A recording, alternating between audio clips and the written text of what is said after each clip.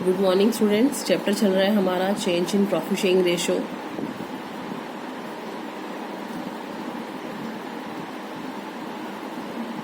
Thirty illustrations हमारी हो चुकी हैं। 31 करवाने से पहले आपको बताएंगे रिवैल्यूएशन अकाउंट के बारे में। रिवैल्यूएशन अकाउंट, पुनः मूल्यांकन खाता, ठीक है, जिसका वैल्यूएशन फिर से किया जाए। पॉइंट नंबर 1, जो ये रिवैल्यूएशन अकाउंट है एक नॉमिनल अकाउंट है, ठीक है। पॉइंट नंबर 1 कि ये एक नॉमिनल अकाउंट है। नॉमिनल अकाउंट का रूल क्या है? Debit all the losses and expenses, credit all the income and gains, ठीक है। ये हमारा नॉमिनल अकाउंट है। अब रिवैल्यूएशन अकाउंट में हम क्या करते हैं, जब पार्टनर्स अपना प्रॉफिट शेयरिंग रेशियो चेंज करते हैं या एडमिशन करते हैं किसी पार्टनर का या रिटायरमेंट करते हैं, तीनों टॉपिक के ऊपर बेस बताऊंगी, तब पार्टनर्स जो हैं अपनी एग्जिस्टिंग एसेट्स और लाइबिलिटीज़ का रिवैल्यूएशन करवाते हैं। मतलब इसमें क्या करते हैं, हम revaluation of assets and liabilities का रिवैल्यूएशन करवाया जाता है, ठीक है। जो चेंजेस आते हैं एसेट्स की वैल्यूज़ में, लाइबिलिटीज़ की वैल्यूज़ में, वो इस अकाउंट में शो किया जाता है, क्योंकि टाइम टू टाइम एसेट्स की वैल्यूज़ भी चेंज होती हैं, लाइबिलिटीज़ की वैल्यूज़ भी चेंज होती हैं, तो उन चेंजेस के लिए बनाया जाता है रिवैल्यूएशन अकाउंट। इसकी डेबिट साइड में, ठीक है, हम शो करते हैं losses in the form of increase in value of liabilities, decrease in value of asset, ये हो गया नुकसान, ठीक है।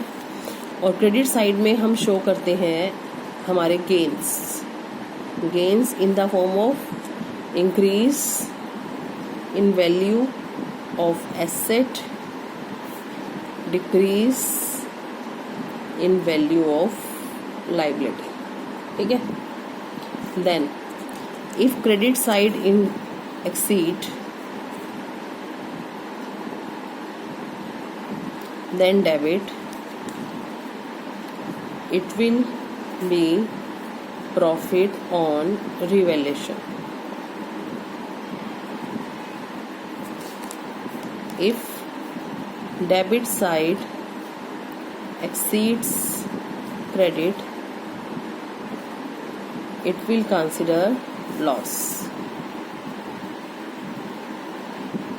क्लियर हो गया ये, ठीक है। नोट कर लीजिए इसको, रिवैल्यूएशन अकाउंट को बहुत ही इजी फॉर्म में मैंने आपको बताया है, ठीक है। अब इस प्रॉफिट या लॉस के लिए दो सिचुएशंस आती हैं। क्या सिचुएशंस हैं? Partners want to show altered value of assets and liabilities in balance sheet। Partners revaluation account में जो हमने चेंजेस किए हैं, एसेट्स लाइबिलिटीज़ की वैल्यू में जो चेंजेस आए हैं, वो न्यू चेंजेस अपनी न्यू बैलेंस शीट में दिखाना चाहते हैं। तो जो प्रॉफिट या लॉस होगा वो हम ट्रांसफ़र करेंगे कैपिटल अकाउंट में ओल्ड रेशो में, ठीक है। If partners do not want to show altered value of assets and liabilities in new balance sheet, अगर पार्टनर्स नई बैलेंस शीट में एसेट्स और लाइबिलिटीज़ की चेंजेस को शो नहीं करना चाहते, मतलब वो पुरानी बैलेंस शीट को ही कैरी फॉरवर्ड करना चाहते हैं, तो ये जो प्रॉफिट या लॉस होगा ये ट्रांसफ़र नहीं होगा, ठीक है। इसी की जाएगी एडजस्टमेंट एंट्री गेनिंग और सेक्रीफाइस रेशो में, जैसे कि आपने गुडविल का किया, जैसे कि आपने रिजर्व एंड सरप्लस का किया, ठीक है। तो इसके लिए हम क्या करेंगे, एडजस्टमेंट एंट्री। क्लियर, ठीक है। नोट कर लीजिए। और स्पेसिफिकली मेंशन होगा कि they do not want to show altered value, तो ही इसके साथ जाएंगे। अगर कोई इन्फॉर्मेशन नहीं दे रखी तो हम ट्रांसफ़र करेंगे कैपिटल अकाउंट में पुराने रेशो में। अब आपको रिवैल्यूएशन अकाउंट का फॉर्मेट बताते हैं।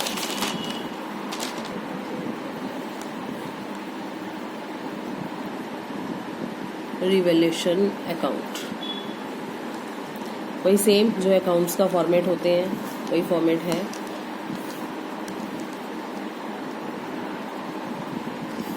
तो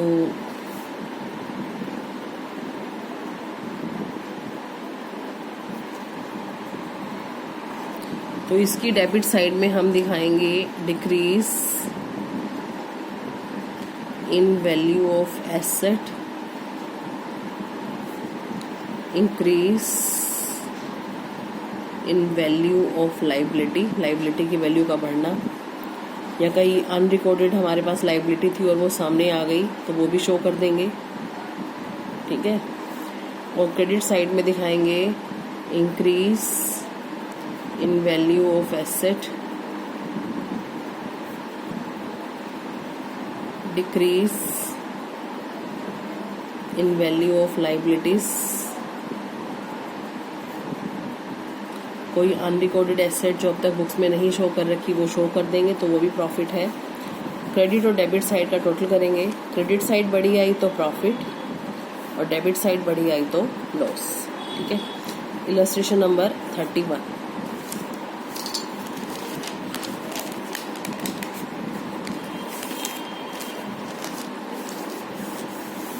इसमें रिवैल्यूएशन अकाउंट तो है ही और बाकी के पॉइंट्स भी हैं जो इस चैप्टर में हमने किए हैं, तो मिक्स टाइप का ही क्वेश्चन है ये।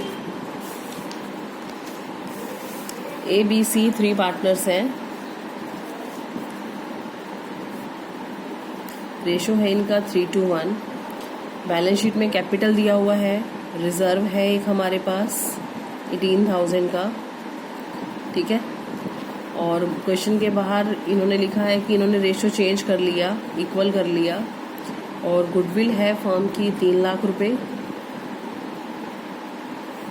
रिवैल्यूएशन अकाउंट की इंफॉर्मेशन अवेलेबल है, वो बना देंगे रिवैल्यूएशन अकाउंट।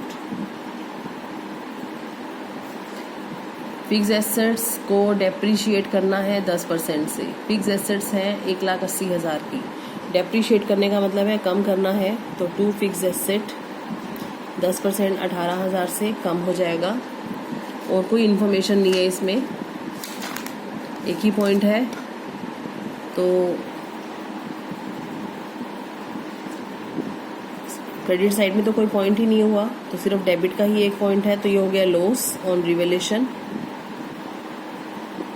ये लॉस जाएगा कैपिटल अकाउंट में A, B, C में 3:1 में। अमाउंट आएगा 9,000, 6,000, 3,000, ठीक है। इसके अलावा बाकी की इंफॉर्मेशन देखते हैं। Capital of the partners will be in the proportion to their new profit sharing ratio, और इसके लिए इनको करंट अकाउंट भी खोलने हैं। रिजर्व की कोई जानकारी नहीं है, रिजर्व ट्रांसफ़र हो जाएगा। Reserve account debit 18,000 to A capital account, to B's capital account, to C's capital account 963। अब गुडविल के लिए मुझे चाहिए गेनिंग और सेक्रीफाइस रेशो। पुराना रेशो दे रखा है 3:1, नया है 1:1:1। तो A का तो निकलेगा सेक्रीफाइस, B का तो नो चेंज है, पहले भी 1/3 है, अब भी 1/3 है। C का निकलेगा गेन। 3 लाख रुपए गुडविल है, 1/6 अमाउंट बना 50,000, ठीक है।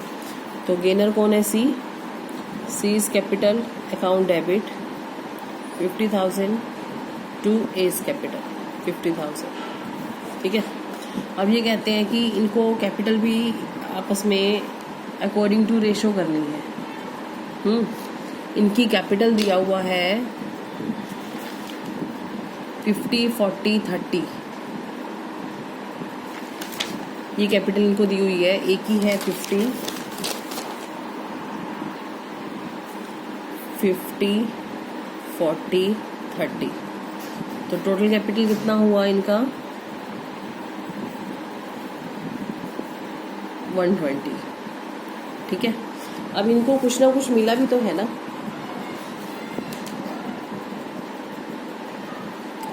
जैसे कि हमने एंट्रीज बनाई है, सी और ए की एडजस्टमेंट आई है। सी के अकाउंट से 50,000 रुपये ट्रांसफ़र होंगे ए के अकाउंट में गुडविल के। ठीक है, ए के ऐड हो जाएंगे और सी के लेस हो जाएंगे। रिजर्व तीनों के अकाउंट में गया है 9,000, 6,000, 3,000। रिवेलेशन का लॉस में माइनस हो गया अमाउंट। ठीक है, इसके बाद बस यही एडजस्टमेंट हुई है। तो ये देखिए 50-50 1 लाख, 9 से 9 तो कट जाएगा, 40 एज इट इज़, 30 ये 20 का नेगेटिव हो गया। अब कैपिटल का टोटल अमाउंट कितना है 120, और ये कहते हैं कि हमें इक्वली करनी है इनके नए रेशो में। तो इक्वली करनी है तो इनका एंट्री बनेगा तीनों का 40 का ईच, मतलब तीनों की कैपिटल 40 होनी चाहिए। तो इस हिसाब से इसके 60 एक्स्ट्रा है, इसका सेम आ रहा है, इसको 60 लाने होंगे, ऐड करने होंगे, क्योंकि ऑलरेडी नेगेटिव चल रहा है। क्लियर? तो कैश में तो एंट्री बनानी नहीं है। अगर आपको कैश में बनाने के लिए कहेगा तो हम एंट्री करेंगे a capital account debit to cash account. ठीक है, और बी को घर से लेकर आने हैं cash account debit to B capital account. ये इजी है जो आपको समझ आ रहा है, बट इसने कहा है एंट्री करंट अकाउंट से बनानी है। फिलहाल हम कैश ट्रांजैक्शन नहीं दे रहे, तो कैश नहीं दे रहे तो यहाँ लिखेंगे टू एज करंट अकाउंट कि ए को हमने पैसा देना है, और ये करंट अकाउंट बैलेंस शीट में लाइबिलिटी में चला जाएगा क्योंकि ए को देने हैं। और बी से लेने हैं, बी करंट अकाउंट, इसके अल्टरनेट ऑप्शन में आएगा ये, और ये अमाउंट जाएगा एसेट्स में क्योंकि बी से हमने लेने हैं। ओवरऑल बी से लेकर ए को हमने लेने हैं। अमाउंट वही है 60 ईच, सबका 60,000। क्लियर?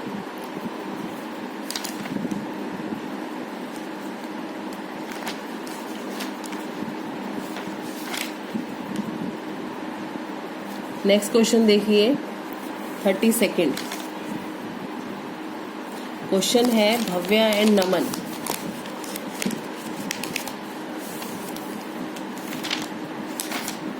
भव्य और नमन वाला क्वेश्चन है, देख लीजिए बुक से मिलेगा। पार्टनर्स हैं और ये एक टिफ़िन सर्विस चलाते हैं हैदराबाद में। भव्य ने देखा कि काफ़ी जो लेफ्ट ओवर फूड होता है, lot of food is left at the end of the day, और काफ़ी वेस्टेज हो जाती है। She suggested that it be distributed to the needy peoples. Naman wanted that it should be mixed with the food being served the next day. मतलब एक partner चाहता है कि इसे नीडी पीपल्स में डिस्ट्रीब्यूट किया जाए, दूसरा चाहता है कि डिस्ट्रीब्यूट ना किया जाए, अगले दिन नए फूड में मिक्स किया जाए। नमन ने एक प्रपोजल दिया कि अगर उसका हिस्सा बढ़ जाए तो उसको कोई प्रॉब्लम नहीं होगी लेफ्ट ओवर फूड को डिस्ट्रीब्यूट करने में। भव्या ये बात मान गया और रेशो हो गया 1:2।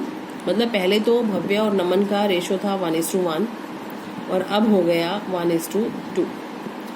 और इस रिवेलेशन पर एसेट्स और लाइबिलिटीज का रीअसेसमेंट किया गया तो 18,000 का बेनिफिट आता है। मतलब प्रॉफिट ऑन रिवेलेशन 18,000, और गुडविल भी दे रखा है 1,20,000। नेसेसरी एंट्रीज बतानी है।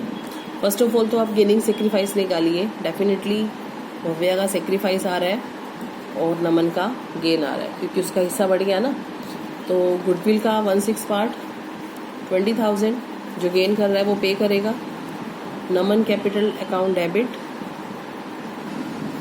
20,000 टू भव्या 20,000। और प्रॉफिट ऑन रिवेलेशन की कोई इन्फॉर्मेशन नहीं है तो पुराने रेशो में डिस्ट्रीब्यूट हो जाएगा। Profit on revaluation account debit to Bhavya capital account to Naman capital account 18,000 है, ओल्ड रेशो इक्वल है। ठीक है, तो आज के लिए इतना सफिशिएंट है स्टूडेंट्स। प्रैक्टिस कीजिए, कल इस चैप्टर को कंप्लीट करेंगे। Thank you students. ये एक बार फिर से मैं रिवेलेशन की थ्योरी आपको शो कर रही हूँ। अगर आपने लिखना हो तो इसका स्क्रीनशॉट ले लीजिए।